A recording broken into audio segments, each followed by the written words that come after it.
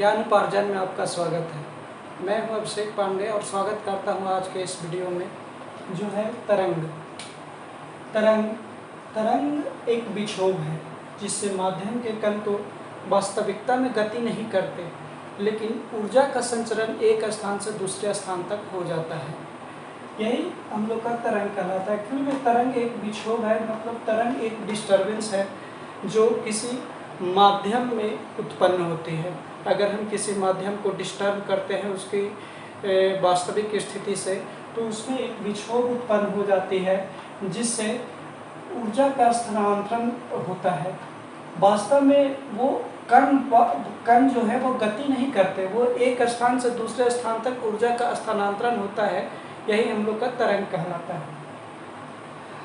तरंग माध्यम के आधार पर इन्हें दो भाग में बांटा गया है, यांत्रिक तरंग और विद्युत चुंबकीय तरंग। एक्चुअली तरंग को और भी अन्य विधियों से बांटा गया है, लेकिन हम लोग माध्यम के अनुसार पढ़ेंगे तो यह दो भाग में बांटा गया है, यांत्रिक तरंग और विद्युत चुंबकीय तरंग। यांत्रिक तरंग क्या है? तो जैसा कि हम लोग बताएं कि माध्यम के आधार पर है, तो ये जो यांत्रिक तरंग है, इसे चलने के लिए एक माध्यम की आवश्यकता होती है। ये बिना माध्यम के नहीं चल सकते हैं। तो जिन तरंगों को संचरण करने के लिए किसी माध्यम की आवश्यकता होती है, उसे हम लोग यांत्रिक तरंग कहते हैं। और जो विद्युत चुंबकीय तरंग है, वैसे तरंग जिन्हें संचरण करने के लिए किसी भी माध्यम की आवश्यकता नहीं होती है, वे बिना माध्यम के ही गति करते हैं, इसे हम विद्युत चुंबकीय तरंग कहते हैं। अब हम लोग यांत्रिक तरंग के बारे में बात करते हैं कि यांत्रिक तरंग क्या है। तो यांत्रिक तरंग को माध्यम की आवश्यकता होगी, क्योंकि ये एक स्थान से दूसरे स्थान तक जब ऊर्जा का संचरण करेंगे तो या तो ठोस या द्रव या गैस माध्यम से ही ये चल पाएंगे। तो उसमें क्या होता है कि जब ये माध्यम किसी माध्यम में चलते हैं तो उनमें उनके जो कण हैं, उनके जो माध्यम के कण हैं, वो आपस में कंपन करने लगते हैं और वो कंपन से ही वो ऊर्जा का स्थानांतरण होती है।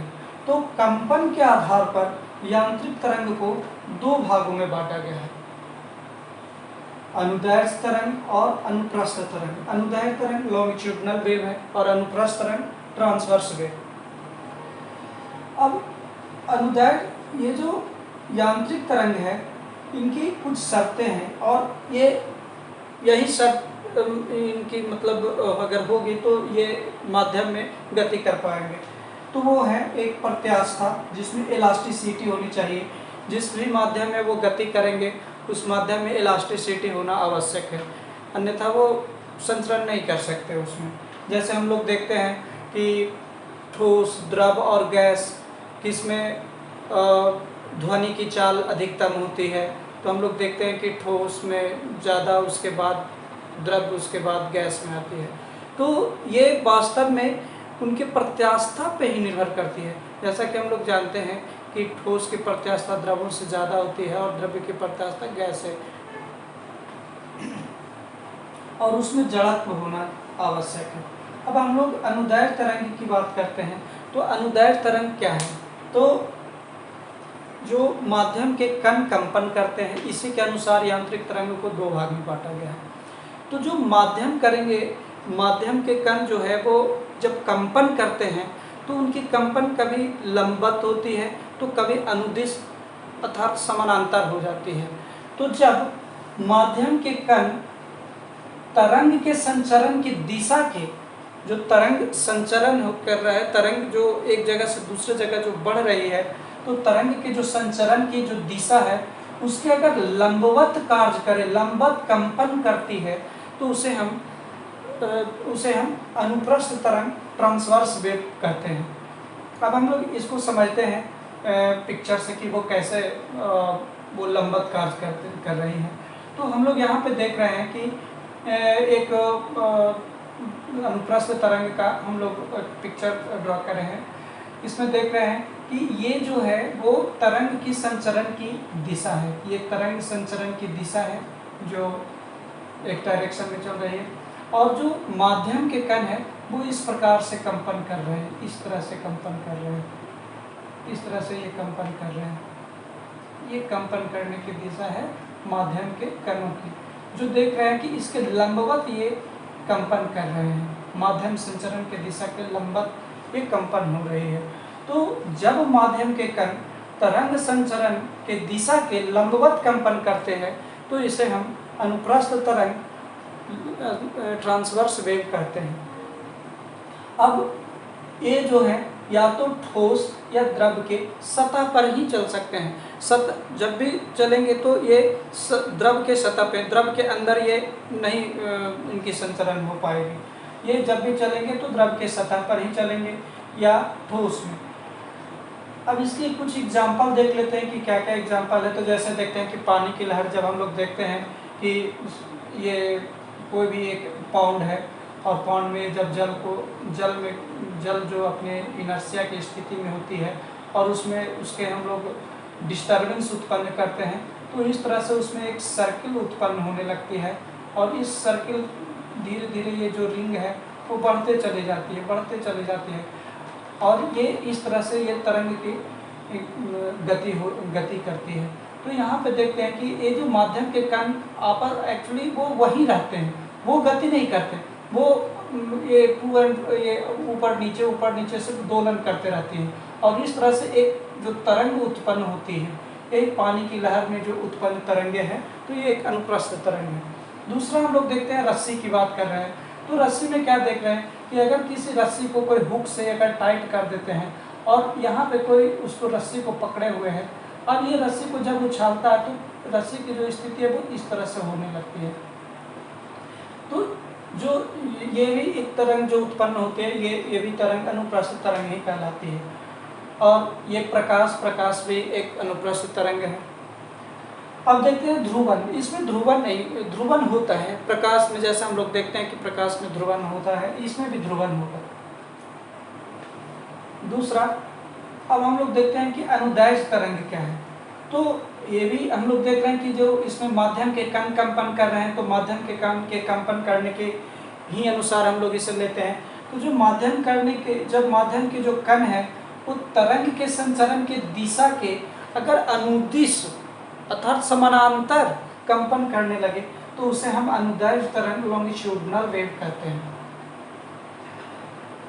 इसमें देखते हैं कि ये जो रिंग इस तरह से एक इसका एग्जांपल हम लोग दिए हैं कि एक स्प्रिंग पहले उसको कंप्रेस करने के बाद उसको छोड़ दिया गया है, तो इस तरह से उसमें उत्पन्न हो रही है तरंगे। मतलब कुछ जगहों पे ये काफ़ी संघनित है और कुछ जगहों पे ये काफ़ी दूर दूर में है, पास पास में नहीं है।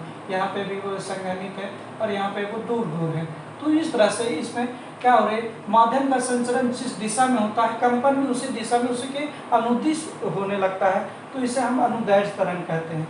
अनुदैर्ध्य तरंग तीनों माध्यम में ये संचरित हो सकती है, ये ठोस में भी, द्रव में भी और गैस में भी, ये तीनों माध्यम में संचरित होती है अनुदैर्ध्य तरंग। अनुदैर्ध्य तरंग की जो कुछ एग्जाम्पल हम लोग लिए हैं, जैसे लिए हैं ध्वनि तरंगे। तो ध्वनि तरंगे वास्तविक में अनुदैर्ध्य तरंगे ही हैं, वो भी एक संपीड़न और विकलन के ही रूप में आगे गति करती हैं। अब हम लोग लेते हैं, ये हम लोग देख लिया अभी तक कि तरंग क्या है। तरंग हम लोग देखें कि एक विक्षोभ है, डिस्टर्बेंस है। जब किसी माध्यम में हम लोग उसको डिस्टर्ब करते हैं तो उसमें एक उसके जो कण है वो कंपन करने लगते हैं और इस तरह से ऊर्जा का स्थानांतरण एक स्थान से दूसरे स्थान तक हो जाती है, जिसे हम लोग तरंग कहते हैं। अब देखिए तरंग दो प्रकार की है। जब इसे हम माध्यम के अनुसार बांटे तो ये तरंग दो प्रकार की है। अनुप्रस्थ तरंग, जब हम लोग इसे माध्यम के अनुसार बांटे तो तरंग दो प्रकार की है, यांत्रिक तरंग और अयांत्रिक तरंगे। यांत्रिक तरंग, इन्हें संचरण के लिए एक माध्यम की आवश्यकता होती है और अयांत्रिक तरंग को हम लोग विद्युत चुंबकीय तरंग भी कहते हैं, इन्हें माध्यम की आवश्यकता नहीं होती। और ये भी देख रहे हैं कि यांत्रिक तरंग की कुछ शर्तें हैं कि उन्हें एक स्थान से दूसरे स्थान तक अगर माध्यम में वो जाएंगे तो उन्हें प्रत्यास्था होना आवश्यक है, उसमें इनर्शिया होना आवश्यक है। दूसरा कि कणों के कंपन के आधार पर वास्तव में यांत्रिक तरंगे जब संचरित होती है तो उसके माध्यम के जो कण हैं वो कंपन करने लगते हैं और कंपन के आधार पर इन्हें दो भागों में बांटा गया, अनुदैर्ध्य तरंग और अनुप्रस्थ तरंग। अनुदैर्ध्य तरंग लॉन्गिट्यूडिनल वेव, अनुप्रस्थ तरंग ट्रांसवर्स वेव। अभी यहाँ पे हम लोग देखें कि अनुप्रस्थ तरंग क्या है।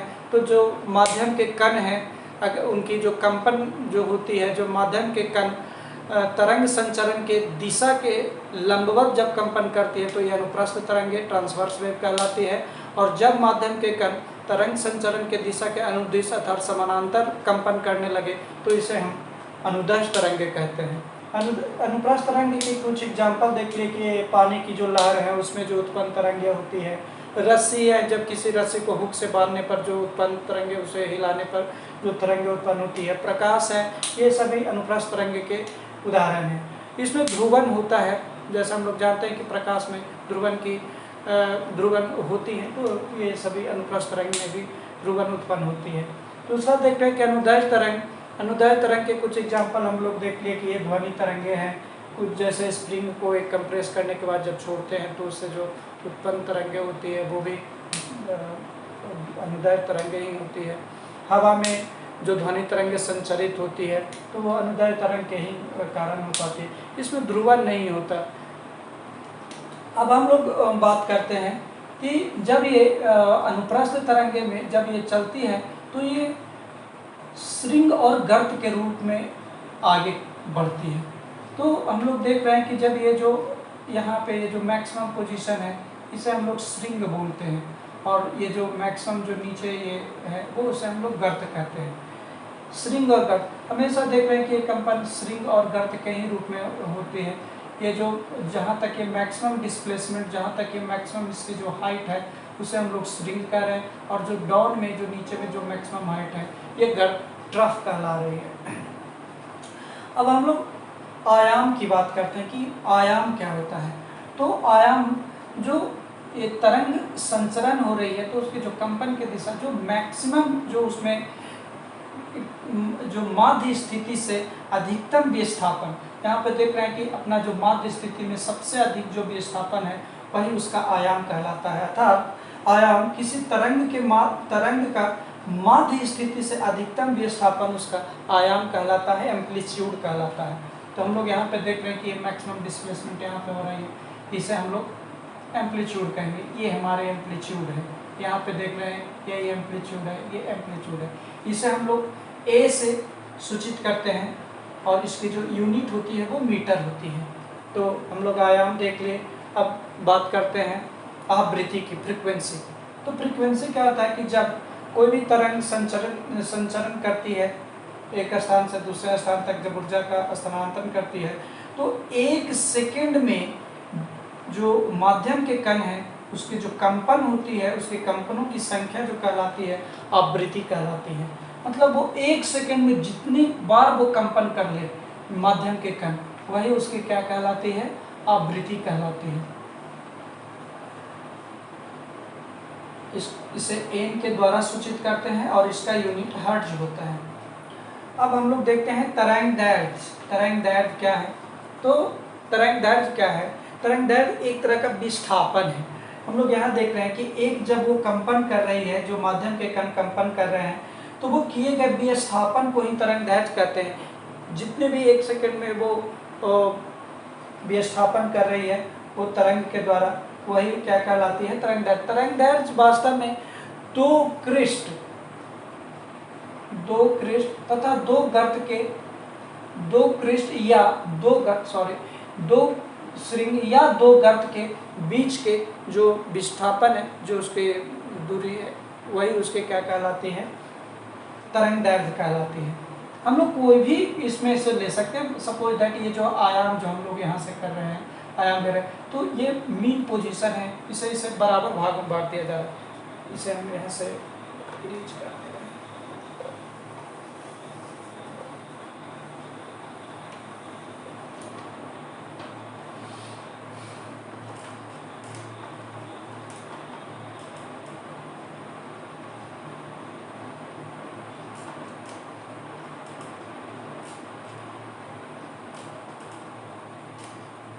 अब यहाँ वेवलेंथ की बात करते हैं।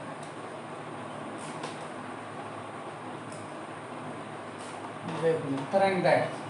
तो तरंग दैर्ध्य यहाँ हम लोग ये बता रहे हैं कि ये जो इसका एम्पलीट्यूड है, ये एम्पलीट्यूड ये इसे बराबर भाग में बांट दे रहे हैं, ये इसे बराबर भाग में बांट दे रहे हैं। तो कोई भी दो पृष्ठ ले सकते हैं, कोई भी दो पृष्ठ ले सकते हैं, इसकी दूरी जो है वो तरंग दैर्ध्य, इसकी जो विस्थापन है उसके तरंग दैर्ध्य कहलाएंगे। जैसे हम लोग मान लें कि ये एक पार्ट, ये दो पार्ट, ये 3, ये 4, ये 5, ये 6। अगर हम कोई भी जैसे वेवलेंथ की बात कर रहे हैं, वेवलेंथ को हम लोग लेमडा से सूचित करते हैं, इसकी यूनिट जो है वो मीटर होती है।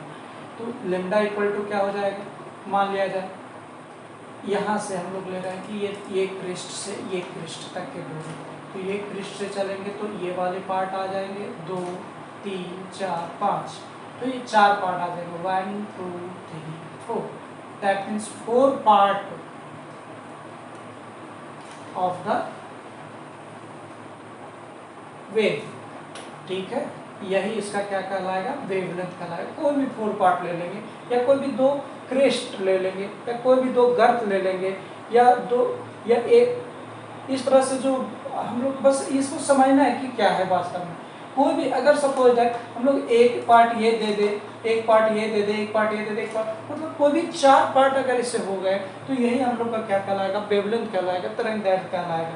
भाई इससे क्वेश्चन भी बनती है कि ये एग्जाम में आया था कि मान लिया जाए कि दो क्रिस्ट के बीच की दूरी टी है, या कुछ भी मान लिया जाए पी है, तो इसके तरंग दैर्ध्य क्या होगा। तो क्या होगा तरंग दैर्ध्य, मान लिया जाए कोई भी दो क्रिस्ट के बीच की दूरी, ये तो एग्जाम्पल ही तो उसी का तो डेफिनेशन ही तो है। दो क्रिस्ट की दूरी दे दिया है पी, या कोई भी मान लिया जाए कुछ भी दे दिया, या लेमडा ही दे दिया। अब बोल रहा है कि तरंग दैर्ध्य क्या होता है, तो तरंग दैर्ध्य वही पी हुई हो जाएगा, क्योंकि हम लोग देख रहे हैं यहाँ से 4 पार्ट कवर, 5 ये 1 पार्ट, 2 पार्ट, 3 पार्ट और 4 पार्ट कवर हो जा रहा है, तो ये हम लोग का तरंग दैर्ध्य कहलाएगा। तीसरा देख रहे हैं आवृत्ति, ये आवर्तकाल टाइम पीरियड, सॉरी आवर्तकाल टाइम पीरियड।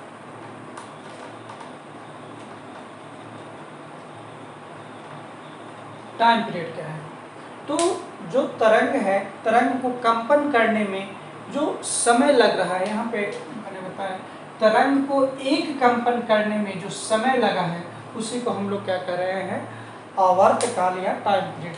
अब यहाँ आप लोग देख रहे हैं कि यहाँ से यहाँ तक ये एक कंपन कहला रहे, एक कंपन है, तो यहाँ से यहाँ तक जाने में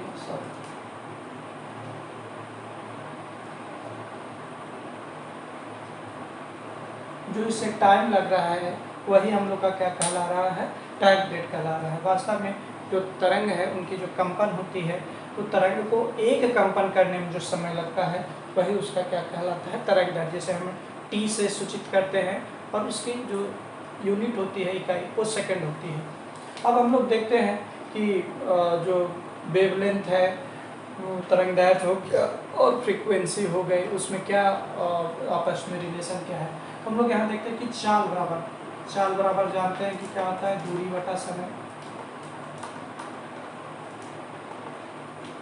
अब चाल मान लिए यहाँ पे v है इक्वल टू दूरी, यहाँ पे देख रहे हैं क्या, अब यहाँ से यही दूरी ही तो हम लोग विस्थापन की बात कर रहे थे, तो यहाँ से हम लोग n लेमडा ले लेते हैं, और जो टाइम पीरियड है वो t है, n है हमारी फ्रीक्वेंसी है, जितने भी 1 सेकंड में वो कंपन कर रही हैं वो फ्रीक्वेंसी। तो यहाँ से हम लोग मान लेते हैं कि टाइम पीरियड 1 सेकंड में वो जो कंपन कर रही हैं, तो हम लोग v equal to n lambda, यहाँ since t equal to 1 second में दे रहे हैं। अब लेमडा यहाँ पे से n इक्वल टू क्या हो जाएगा, v upon lambda, n inversely proportional क्या हो जाएगा, 1 upon lambda, since v constant है। ये प्रकाश की चाल सही चल रही है 3 × 10⁸ मीटर पर सेकेंड से। तो यहाँ पर लोग देख रहे हैं कि जो आवृत्ति है, फ्रिक्वेंसी, वो तरंग दैर्ध्य के इन्वर्सली प्रोपोर्शनल होगा। मतलब जैसे जैसे वेवलेंथ बढ़ेगा तो तरंग दैर्ध्य घट जाएगी, जैसे जैसे वेवलेंथ बढ़ेगा तो फ्रिक्वेंसी घट जाएगी, और जब फ्रिक्वेंसी को हम लोग बढ़ाएंगे तो तरंग दैर्ध्य घट जाएगी। यहाँ देख रहे हैं कि जब हम लोग फ्रिक्वेंसी को बढ़ा रहे हैं तो यहाँ तरंग दैर्ध्य घट जाएगी, और जब फ्रिक्वेंसी को घटाएंगे तो तरंग दैर्ध्य बढ़ जाएगी। तो ये दोनों में एक दूसरे के विपरीत रिलेशन है।